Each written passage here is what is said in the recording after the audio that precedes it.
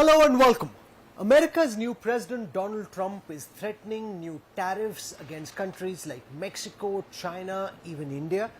He's wanting to send illegal immigrants back.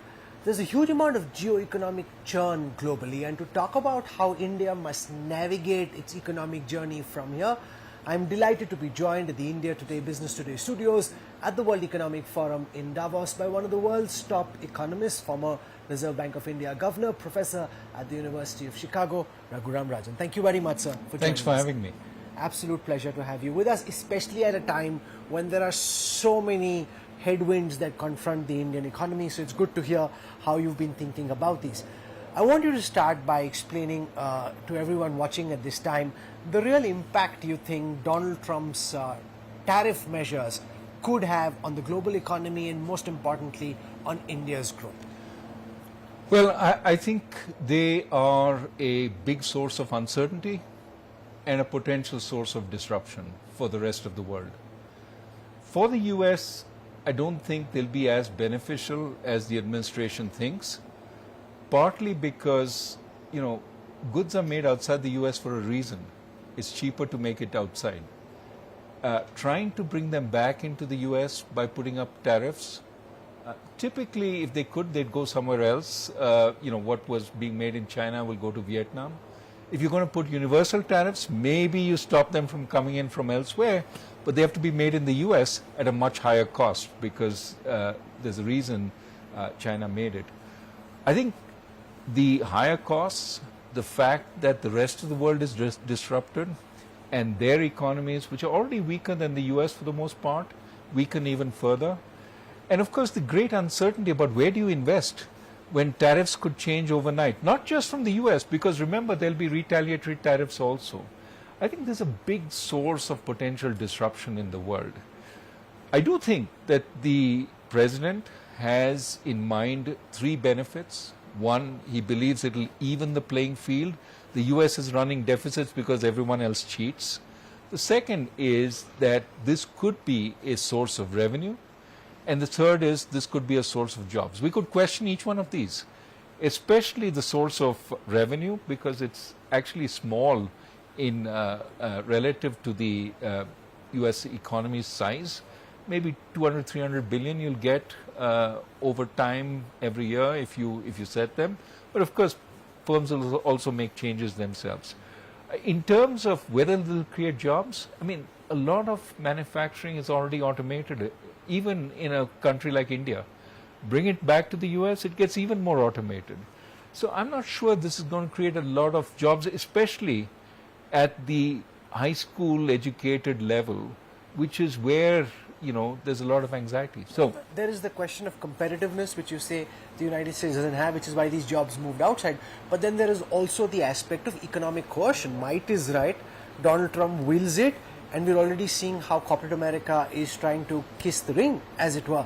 And therefore, does that then impact India's opportunity to be the China plus one gateway? Whereas a lot of companies think, hey, Donald Trump is calling us, cajoling us, coercing us, so it's better to set up manufacturing in the United States than to look at countries like India.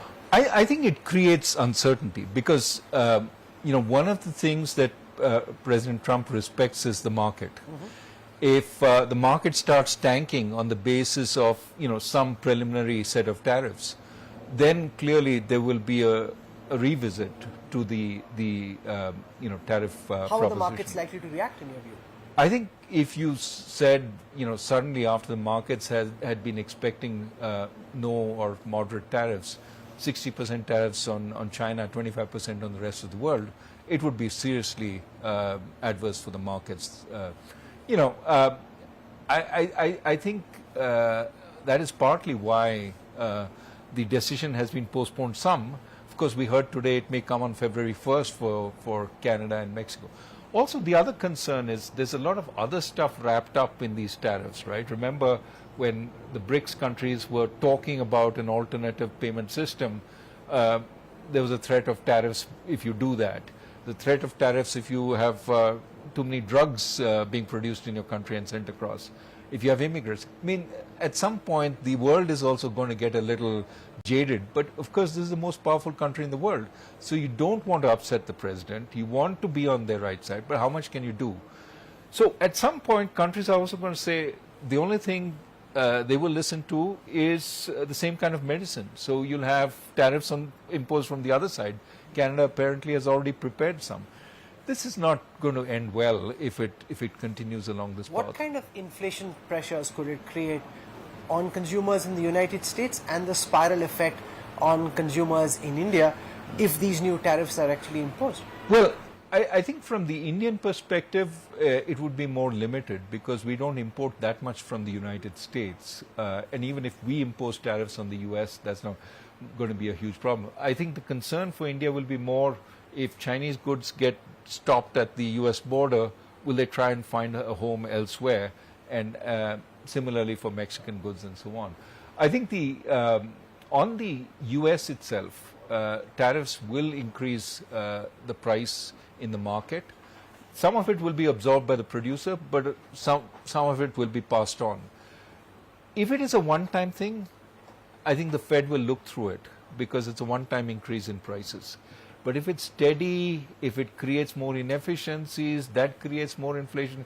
If, work because they're protected from competition from the rest of the world, those could be sources of more steady, higher inflation.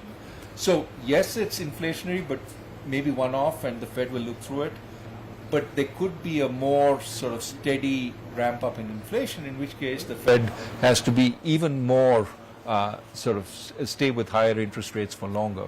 There's a big debate in India at this moment about whether the dip that we've seen in economic growth in the second quarter of this fiscal, is it a short-term phenomena caused by the elections, caused by the pullback in capex because of the general elections, or is this more cyclical? Where do you come out on this deeply contentious debate? Short-term with an immediate recovery, or more cyclical and structural? Well, one quarter it's very hard to be assured that you have the right answer. But for some time I have worried about the strength of consumption, which has been less than normal over the last year and a half, 2 years. What has instead compensated is infrastructure spending, which undoubtedly the government has done a lot of, which has been very successful in elevating growth rates. But of course, what was missing last quarter? It was infrastructure spending. And so you could see that, when that's taken off, the economy is weaker than we thought it was. The other component that's important to focus on is earlier the weakness was in the lower middle class consumption and the consumption of the poor.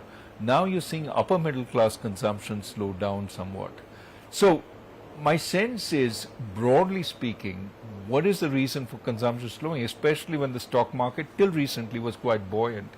It has to be concerns about economic future, which means things like jobs. Do we have reasonable jobs? Are our children getting well employed? Do we feel confident enough about the future to spend? And you can see a lot of spending was being supported by borrowing, the unsecured borrowing that the RBI cracked down on. So these are all signs that at the edges, all is not well. Now, that doesn't mean we plummet in terms of growth. I still think our baseline is about 6. But 6 is not enough because we're not creating the jobs for those young people coming in. India's growth numbers demonstrate the dependence on government capital expenditure. We've been waiting for private investment to kickstart. Capacity utilization has been in the mid-70s, which is typically when you see a fresh investment cycle kickstart. It hasn't happened fully so far, even though the likes of Neelkant Mishra and others say they can see some green shoots. What's your reading? Will we see a full-fledged investment cycle? Why is it being delayed? When does it start? It's been delayed for a long time, right? I mean, when I was governor 8 years ago, I used to worry about why isn't investment coming back on. And there too, we were flirting with the 70, 75. We said, when it hits 75, it's going to come in. Didn't quite come in. That's, I think, the big puzzle. Why is private industry not investing? Partly, partly the answer is positive. It's because they've become more productive, they're using their capital better, etc.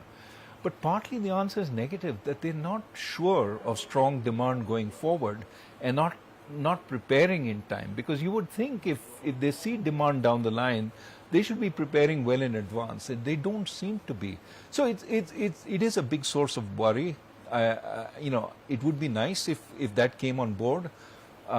Maybe part of the worry is with Indian exports also, that with the tariff situation. But of course, the tariff situation is more post-US election. But I do think this is a really big concern and a puzzle. I don't have a quick answer to why they're not doing it. The fact that it's a puzzle is something for me to say. You're supposed to have the answers. If you I don't say in Finance Ministry or RBI dealing with this situation where capacity utilization has been in the mid-70s, despite the reduction in corporate taxes, private investment hasn't really kick-started in a big way except for some green shoots in some sectors. What are your policy recommendations? How can we change that? So, as you know, investment is a lot about animal spirits. It's about the sense of ebullience, the confidence that private industry has about the future, and also involves a certain amount of risk-taking.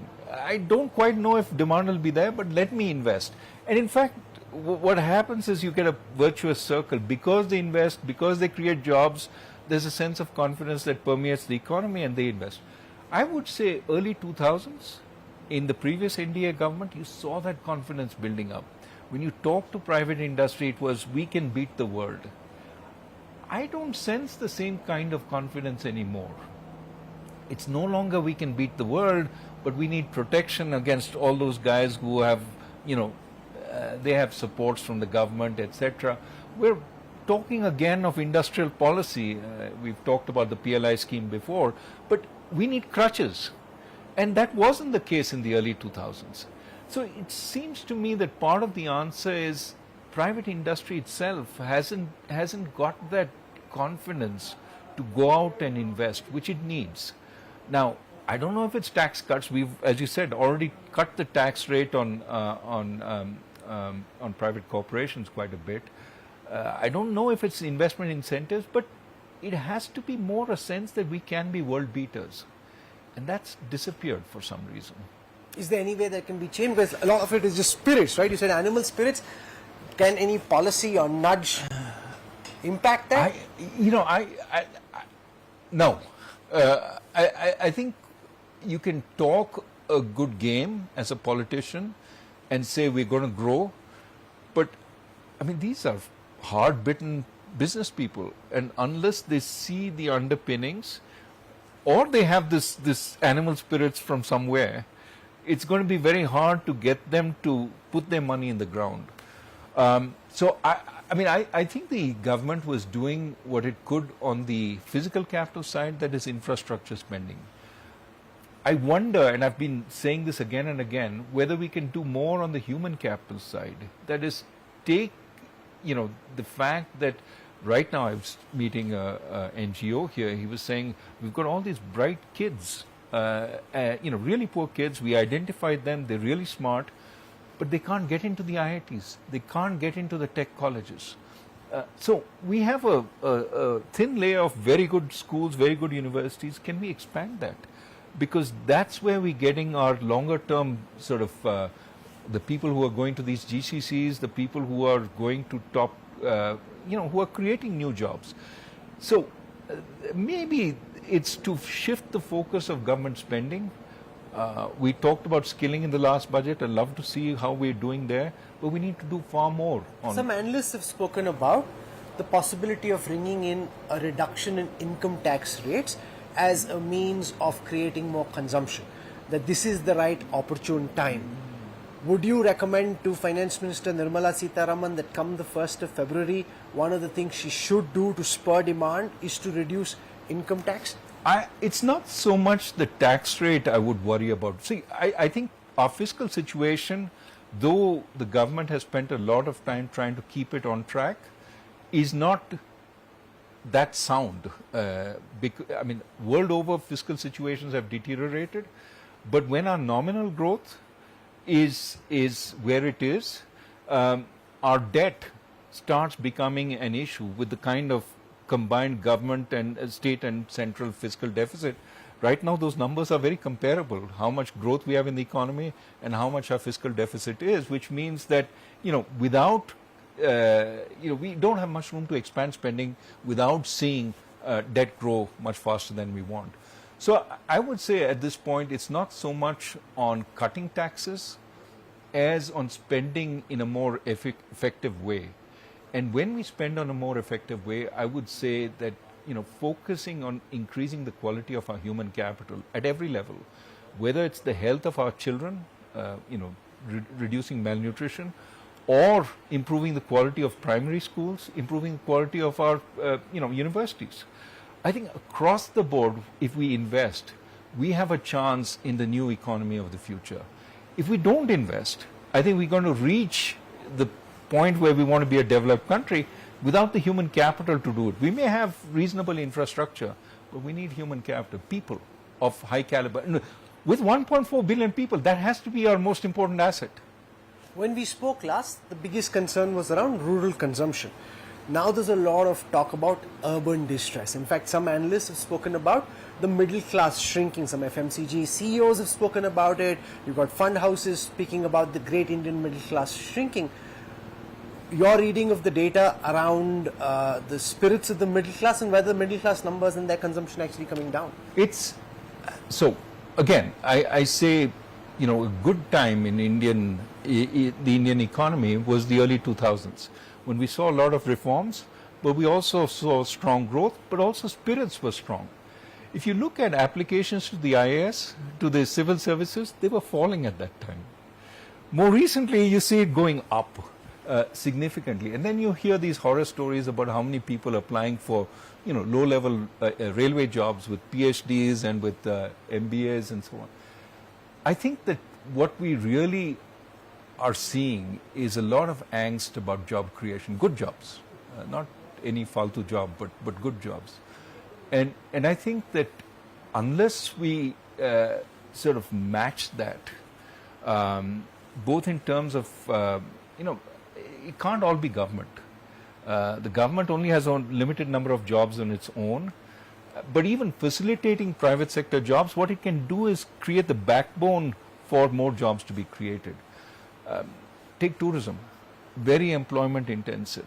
Can we do more to facilitate tourism? Just visas. I mean, my friend from China, yes, he is from China, but he's an academic from Stanford.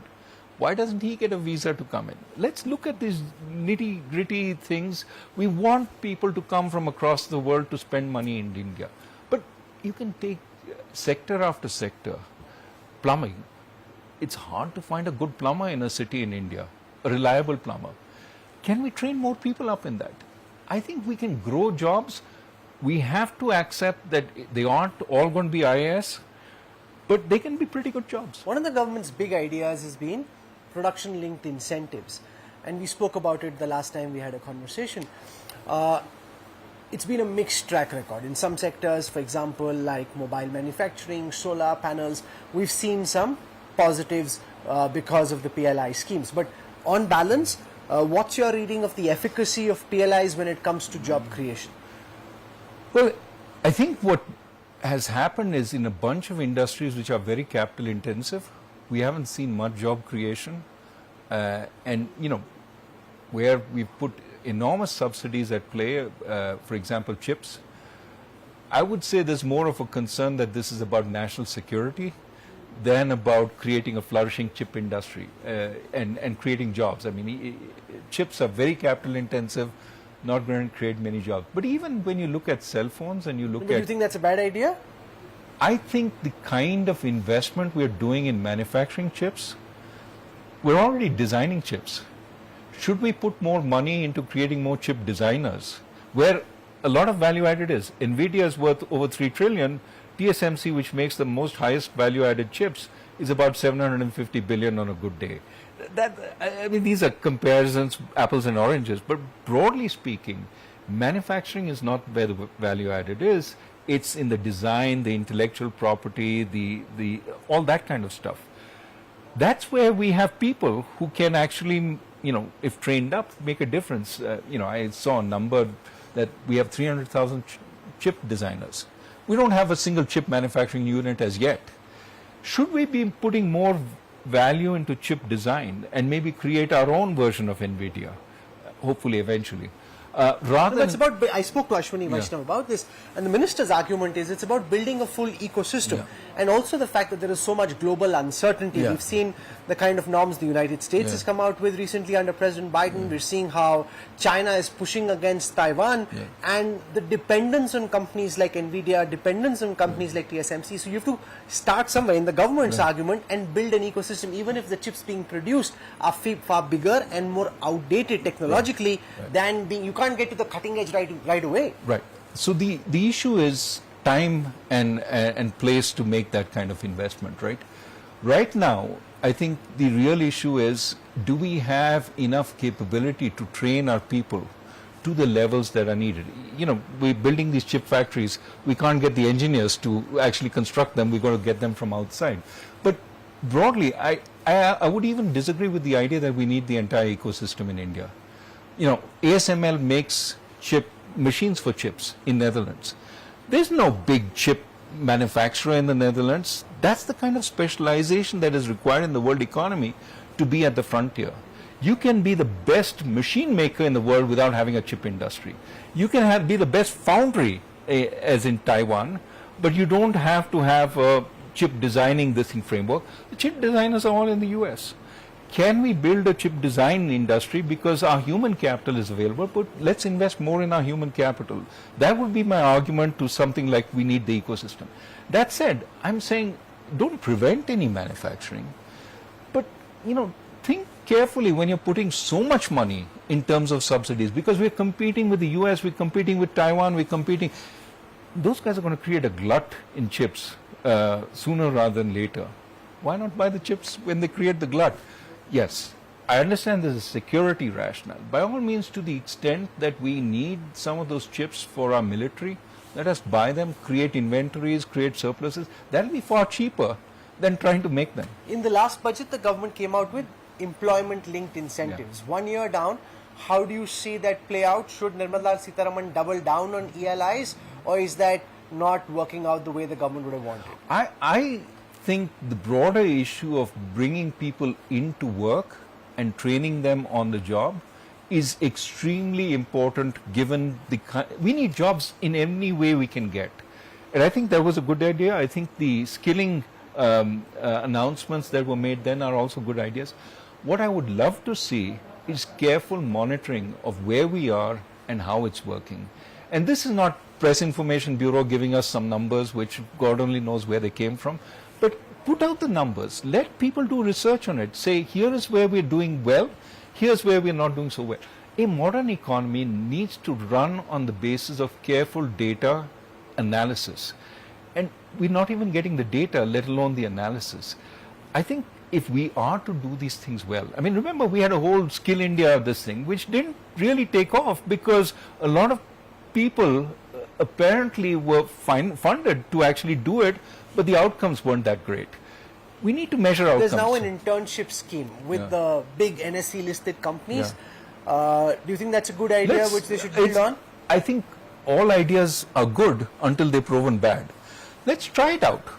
We, as I said, we need all the jobs we can. Let's try it out, but measure what happens. Just because you went into Hindustan Lever or L&T doesn't necessarily mean that you're employable if the course you got was terrible. On the other hand, you can go to a small entity and get a variety of experiences which make you very employable. So can we just measure? Are you employed 2 years? We have the data. We can find the data. You know, do you pay income taxes 2 years from when you were trained? What is your job? What are you doing? You know, just track it. There's a new governor at the RBI. The Indian Rupee has been depreciating. The last governor's thinking seems to have been to hold off on the depreciation. The new governor seems to have a slightly different thinking. What do you see as being the medium-term outlook for the rupee? To what extent should the rupee be allowed to depreciate, especially given the potential for a political backlash against the central government? So, I think we have to be a lot more mature about the rupee-dollar exchange rate than the public dialogue sometimes seems to be.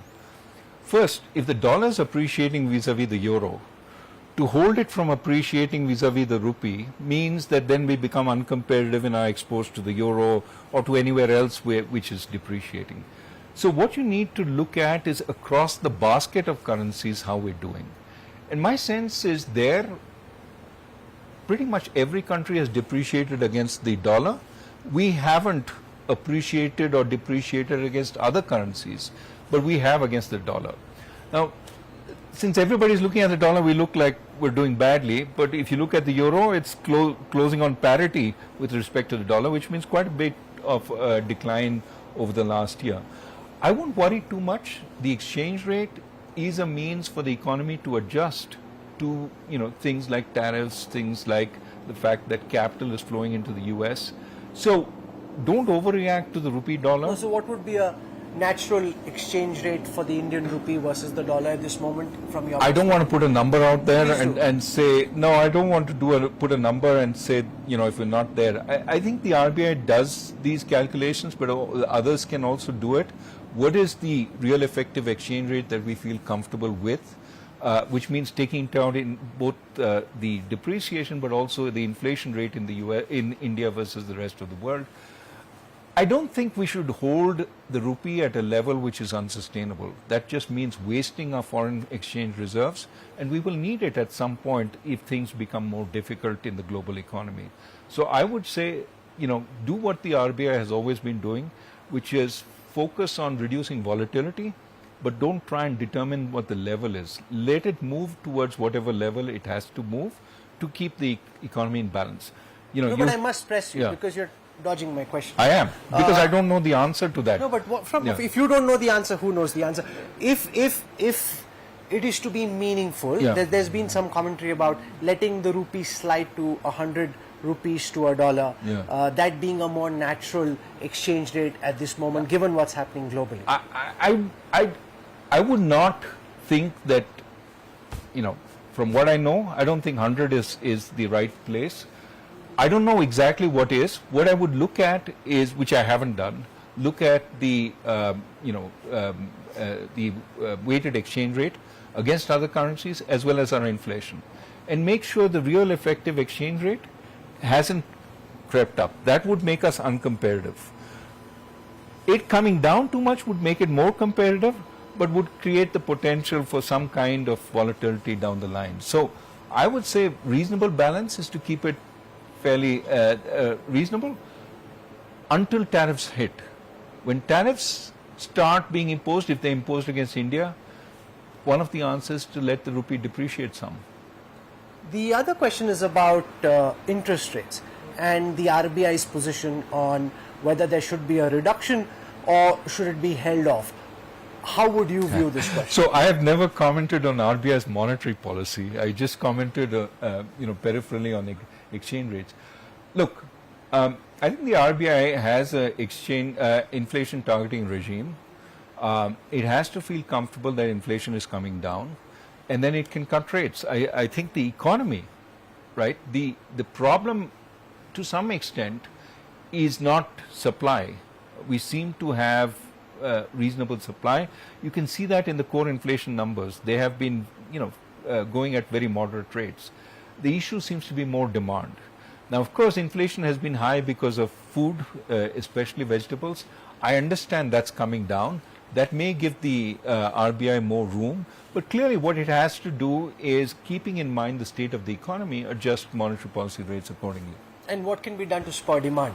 There's a big budget, there's a monetary policy review as well. How should policymakers be spurring demand? So again, this goes back to, is it something short term or is it something longer term? I think it's this confidence, not just in the industrialists, which we talked about earlier, it's also in people, in their futures. And yeah, politicians can make you feel, things are great. But if their daily lives aren't matching that, then they're going to cut back. I think you need to give them a greater sense that they will have better jobs, they will have better incomes. Then you will see the consumption pick up. So that's why I'm saying this is not a temporary thing. I think we've seen it exposed because of the fact that infrastructure came down this time, and we focused on the growth numbers. But consumption has been more tepid in relative to the past, in the recent, I would say even post-pandemic. And that would suggest something has broken. And that, to my sense, is household confidence, which the way to repair it is to do much more on the job front, which is why I think the skilling, the apprenticeship, the trying to get incentives for job creation, all those are good. Thomas Piketty has spoken about the need for a wealth tax of 2% on the ultra-rich in India. Do you think at this stage in India's economic journey that's a good idea? Because a lot of people are pushing back saying these wealth tax haven't worked elsewhere and that Piketty is completely wrong. Well, I think Piketty has been right about growing inequality across the world. Whether that's fixed through a huge, or even a wealth tax, part of the problem is the very rich also know how to get around taxes. So, I mean, it's very hard to see any place where wealth taxes get you much. There's a wealth tax in the US, 45% of your wealth, once it's beyond 20 million. Why aren't these billionaires unhappy? Why aren't they trying to change it? Because nobody is really going to be hit by it. They've put it into various trusts, this, that. There's a whole lot of lawyering that goes on, which ensures that the ultimate wealth tax that will be collected will be tiny. So, I think it may, it may be a reasonable idea to collect more in taxes from wealthier people to try and generate more growth by the various spending that has to take place. But I'm not sure that that wealth taxes will do it for you. And as far as other income taxes are, we're pretty high already. There's been a trend of high net worth individuals leaving India to go to Dubai, the United Kingdom and elsewhere. What would you recommend be done to try and change that? Why do you think that's happening, and can the government do something to try and change that? Well, I haven't. That's another issue that I should study more. What you hear is, people are trying to establish multiple areas of residence and wealth so that they're more diversified against policy change wherever it happens. I don't know how big this is as a factor driving them, but I would try and create more incentives to bring money into India. So one of the big issues, I mean, I hear from business people, is the ease of doing business, right? We've talked a lot about it in India, but again and again you hear horror stories of, okay, a tiny business easy to open. Once it's a big business, then I attract all the Inspector Raj, the tax authorities. Everybody's intent on making my life miserable. It's hard running a business in India even today, despite the government's sort of focus on ease of doing business. Can we make it easier so that you say, oh, look, there's all that demand that needs to be satisfied. Let me invest and let me create more job opportunities for people. So I do think we need to create an environment which attracts investment, whether it be domestic or foreign. Domestic, as you just said, could go out of the country if we're not careful. So In the last year, we saw net outflows for foreign portfolio investment. Yeah. What's your outlook for FPI this year, given the fact that Trump is now trying to attract more investments into the United States? Will foreign investors look at the Indian economy post the recent corrections in the market? I think the concern before was twofold. One, how much of this money was money running away from China and looking for sort of alternatives to China because China was becoming uninvestable. And the other concern was the Indian market was looking increasingly, valued more than other markets in P ratios and so on. So corrections can help redress some of that. And I think that, if the tensions go up once again between the US and China, there will be some money which is looking for, a relatively safe haven in emerging markets now that China again becomes difficult. So that's as far as portfolio investment is concerned. What about foreign direct investment into India? I think it's the same story.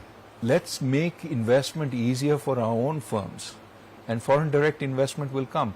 When I talk about PLI, I say part of the reason we say we have to do PLI is because our investment environment is so difficult. That's there in government brochures. why don't we make it easier to, make it easier to invest in India? I think there are changes being made. In Tamil Nadu, for example, has a corporation called Guidance, which tries to remove roadblocks for somebody bringing their money in. We need this in every state, and we need to make the roadblocks, land acquisition, for example. It's very difficult if you have a big operation and then fulfilling all the environmental permissions, etc. Can we make all those things easier without violating the protection of our people? There was a recent report which said that in the last 4 years, corporate profits have gone up by 4 times, but corporate salaries have remained near stagnant, and that's of huge concern to everyone watching you at this time. Is that the way it's likely to stay? What can be done to ensure that hard-working middle-class people actually see corrections in their salary in the appraisal period? I think it'll happen. Again, I think if companies compete with each other for personnel, which we saw happening in the software industry not too long ago, and then you saw salaries going through the roof, right? Everybody bidding everybody else away. I think we need a strong sense, again I go back to animal spirits, in industry. They want to keep their workers, they want to hire more people, and then the salary will start moving up. I think in this situation of sort of status quo, if my employee is not going anywhere else, why do I need to pay much more? When the recent Rajya Sabha nominations were being discussed, the one name doing the rounds was of Raghuram Rajan coming in as a Congress Rajya Sabha MP, and a lot of people in the Congress were telling me that the deal is done, he's coming, and then you said no. What happened, sir? No, well, first let's be clear about it. There was no actual seat offered to me, and no, an approach was made. I was told about that. Multiple parties have approached me. It wasn't only one. And I don't see what I would do in the Rajya Sabha. I think I can do far more trying to think about, the country and future sitting in my research position than participating in debates. That's not my comparative advantage. I have never really been sort of that interested. Unless I'm actually doing something in the country, it doesn't make. But that something much. that you think about in the realm of possibility in the future, coming and joining public service? It's always a possibility. It's always a possibility. Is it a possibility you look forward to? It's doing something useful in your country. I thought when I spent time in the RBI, it was one of the most delightful experiences in my life, because I felt that I could contribute, that at the end of the day when I went back home, I felt I'd moved the needle sometimes, not every day. I think that feeling is very hard to get in almost any other job. And so, if the right opportunity comes, it would be very interesting. What would the right opportunity look like? I don't know. We'll see. How would you define the right opportunity? So I'm trying to do what I can in ways that I can. So, for example, I've talked to you about education. So, bunch of us, I was a minor part of it, set up a university in Tamil Nadu called Kriya University. And I've been with it since that early setting up, trying to make sure that it's actually, moving into an area where it starts doing research. We've got some fantastic faculty and great students. So, that's institution building. That's something that I think is But I wonder worthwhile. if you'd give up the tie and the suit and wear like a kurta pajama like someone like a Chidambaram. Or Mr. Manmohan Chidambaram Singh. doesn't wear a kurta pajama. He wears a veshti and a Manmohan Singh? Manmohan Singh, yes, kurta pajama. No, those are all. I see the twinkle in your eye. It's something that you're clearly looking forward to. That's idle speculation. No, look, I think right now I'm pretty happy where I am. But I do think that there are ways of giving back without actually holding a administrative position. I think that's all about all that I can get out of you on this question. But you've expressed interest, which is nice, like an expression of interest. When it gets encashed, we'll see. But for joining us and for sharing your thoughts on the current state of the Indian and the global economy, thank you very much. Thank you. Thank you. Absolute pleasure. Thank you.